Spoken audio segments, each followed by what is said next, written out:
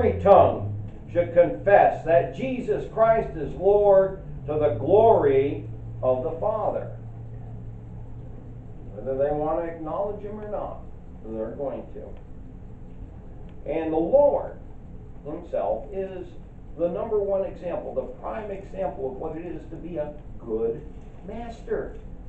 Just the same way as God the Father is the prime example of being a good father.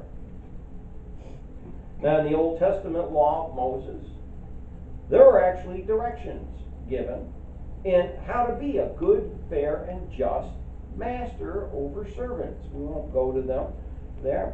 There's several places where that is spoken of. You know, interesting thing, in our own history here in the United States, history's erased the truth of the fact that, you know, there were laws in the United States governing the treatment by masters over their slaves to ensure just, decent, and fair treatment and care.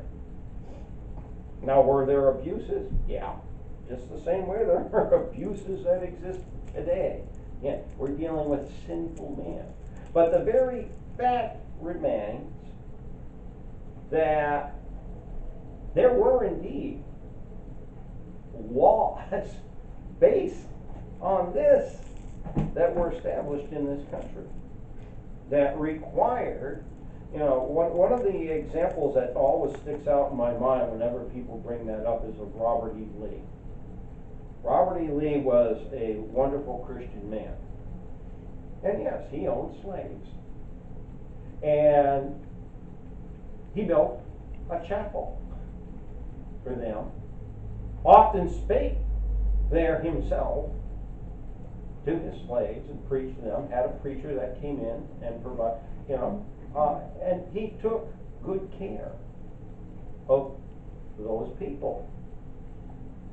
Yeah. And, you know, yeah, not trying to justify slavery. I'm just dealing with reality and truth and history that they try to bury. You know, a great many enslaved people refused to leave their masters, weren't looking to leave. You know, a lot of them understood. I wish I could remember. There was a black woman in the late 1700s who wrote talking about God's providence in her life, bringing her here to this continent so that she could hear the gospel of Jesus Christ and be saved, and how it never would have happened if she had remained in Africa. Okay? Now there's some eye-opening revelation. Okay? She thanked God for being brought into slavery because she never would have heard the gospel of Jesus Christ otherwise.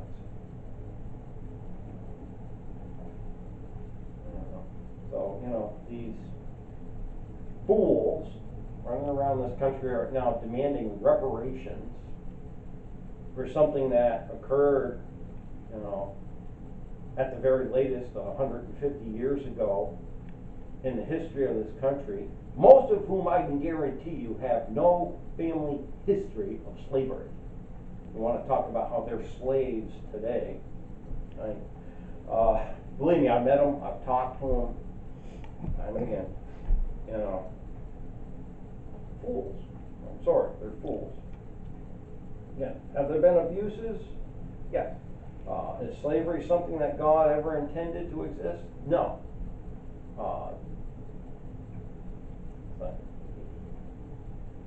It's accepted, it's acknowledged, we're told how to behave ourselves in those circumstances. Okay? When you take employment, when you commit yourself to somebody, it's an indentureship.